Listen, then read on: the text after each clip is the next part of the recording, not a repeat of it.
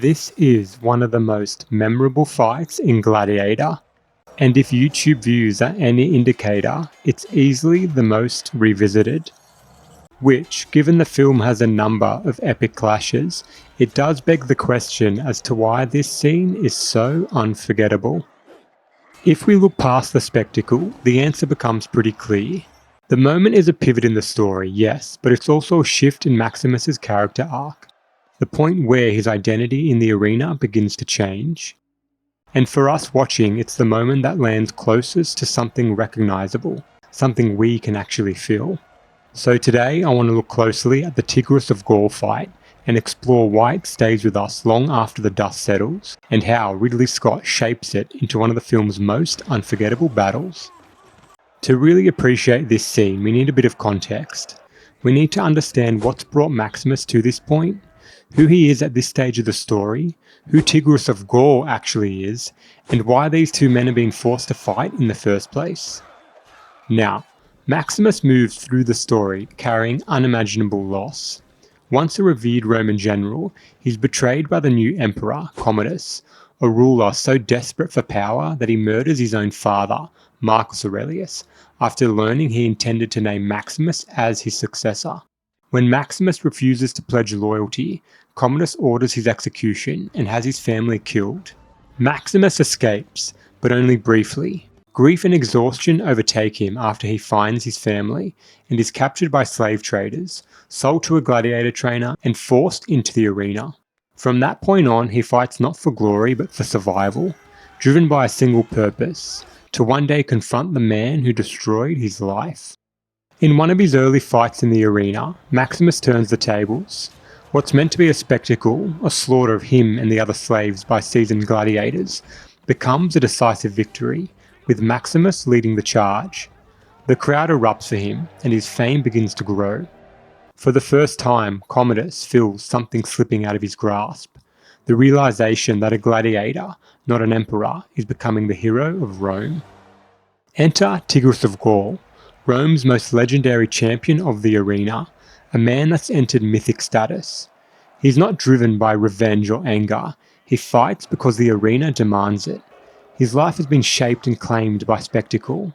Unlike Maximus, he has no agency, no lost family to avenge. He's here because this is all he's ever been allowed to be. He's a symbol of the empire's brutality. Commodus brings Tigris out of retirement to fight Maximus in a one-on-one duel, and he does it to achieve three things. The first, to humiliate Maximus publicly. Pairing him with a living myth feels, to Commodus, like a guaranteed defeat, or at the very least a crushing blow to Maximus's growing legend. The second is to reassert his control over the arena. The Colosseum is the one place where an emperor can shape the narrative completely. By engineering this unbeatable match, Commodus tries to remind the crowd that he alone decides who lives and who dies, that he is still the author of Rome's stories. And third, he's weaponizing spectacle to rewrite public opinion. Commodus understands that in Rome, spectacle is power. It's his form of propaganda, a way to stage manage a moment where the beloved hero falls and the emperor appears as the orchestrating force behind it. So Commodus stages this spectacle, and the crowd arrives expecting a bloodbath. What they get instead is a wave of cognitive dissonance. Let's dive in, because the way this scene begins is one of my favourite details. Maximus emerges from the hypergeum as a silhouette, stepping from shadow into sunlight.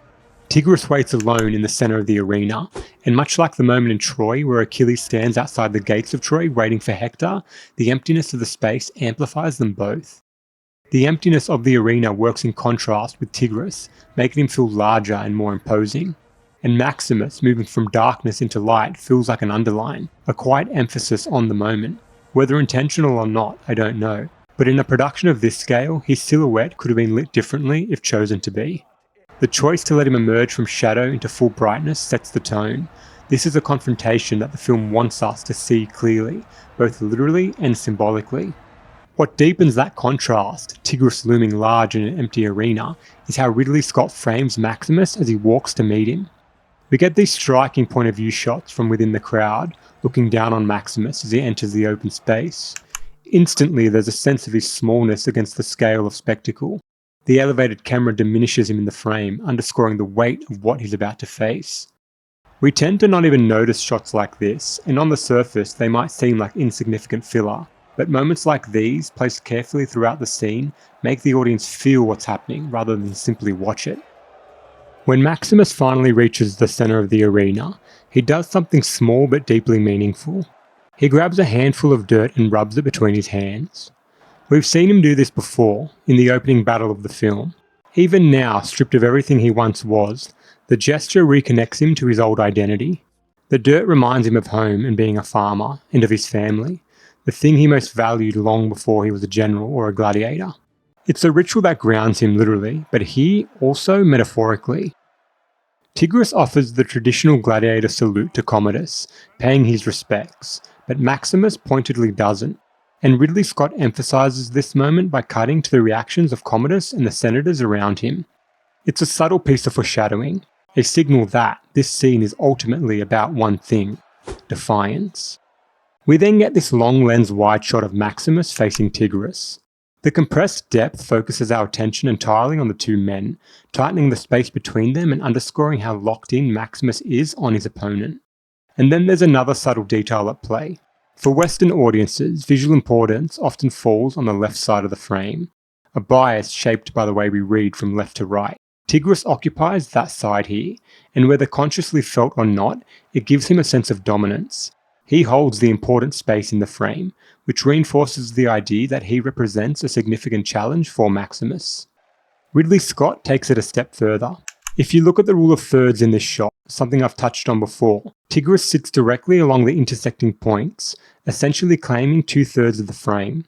Maximus, meanwhile, isn't even placed in a traditionally pleasing composition. He's pushed into the far right, almost an afterthought in the visual layout. It's subtle, easy to miss, but on a subconscious level, it registers. We're so used to balanced and harmonious framing that when an image leans this heavily towards one side, it signals that something is off. And that sense of something being off arrives almost immediately. Tigers are introduced to the fight. This isn't a simple one-on-one duel, it's the trap Commodus has engineered. A legendary gladiator is meant to tear Maximus apart with the aid of tigers. What's brilliant about how Ridley Scott and his editor introduced the tigers is the rhythm of the reveal. We first see that something is off. Handlers sprint into the arena, chains snap upward from the sand, visual cues that something is happening. But before we can process it, Tigris charges at Maximus and the fight begins. We don't actually see the tigers until Maximus does.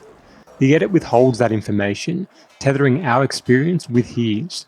It's a small but clever choice, letting the audience move through the same beats of surprise and escalation that Maximus does. Now, the moment the clash begins, the camera shifts to handheld. It's a familiar choice for a fight scene, but what elevates it here is how it's paired with the sound. We hear metal scraping against metal as the two gladiators go at it. But the most striking element is what isn't there. There's no music. There's no score to guide our emotions. We're left with nothing but the raw physicality of the moment. When you combine that silence with the instability of handheld camera work, the stakes sharpen instantly. All of a sudden it feels less like a choreographed set piece and more like a desperate life or death situation happening in real time.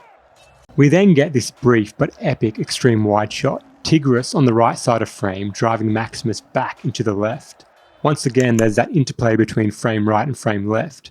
Seeing Maximus forced into the left side helps the audience register, almost instinctively, that the moment is against him and the odds are stacking higher. But the shot does more than track their positions. It reveals the full scale of the Colosseum, showing just how small both men are within this massive machine of spectacle. It's another contrast Ridley Scott uses as a visual cue, emphasizing the enormity of the moment for Maximus. The fight escalates as the edit begins to cut rapidly between Maximus, Tigris and the chained tigers. It's quick but deliberate. We start to notice the handlers straining to keep control of the tigers. When it finally happens, a tiger leaps onto Maximus's back. Tigris cheers, assuming the victory is his. Maximus manages to fend the animal off and the two clash again. But this is where the fight starts to shift. A second tiger breaks free and charges straight at Maximus. He kills it, but the effort leaves him sprawled on his back. Tigris moves in for the kill, but Maximus, against all odds, turns the moment around and seizes back control of the fight. He rises and sends Tigris crashing to the sand. The fall is shown in slow motion, which gives the moment weight, signalling that Maximus may have won, but the victory is loaded with consequences. Cut immediately to Commodus, head lowered, barely containing his fury. His reaction tells us everything. This was not the outcome he scripted. Now, I can't play the music for copyright reasons unfortunately, but this is the first moment we hear music in the entire sequence, and that shift matters. After the raw brutality of the fight, this sudden introduction of music creates an emotional contrast that helps sharpen the tension of what comes next.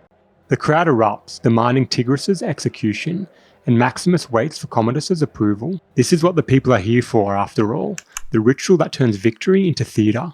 As the score slowly builds, the purpose of the earlier silence becomes clear. Ridley Scott held back the music so that this moment would carry more weight. Maximus defies Commodus' order to kill Tigris by dropping his weapon, an act of defiance to the emperor in front of all of Rome. Now, I started this video by asking why this fight is so memorable, why it's one of the most revisited scenes on the internet, even more than Maximus' final showdown with Commodus. On the surface, the appeal is obvious: an undefeated gladiator pulled out of retirement, a former Roman general turned slave. It's built to impress. But under the surface, this scene is really about Maximus fighting the myth-making engine of Rome. Tigris is a manufactured legend, a symbol of imperial power shaped entirely by spectacle.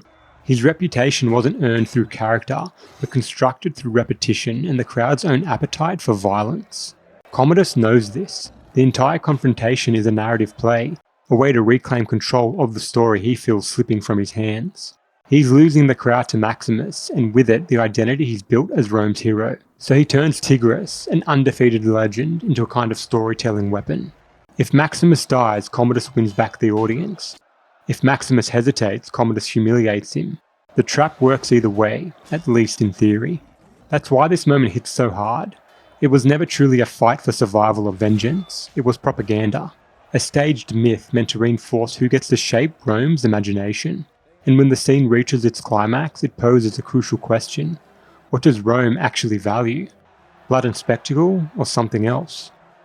And Maximus answers it by refusing to kill Tigris.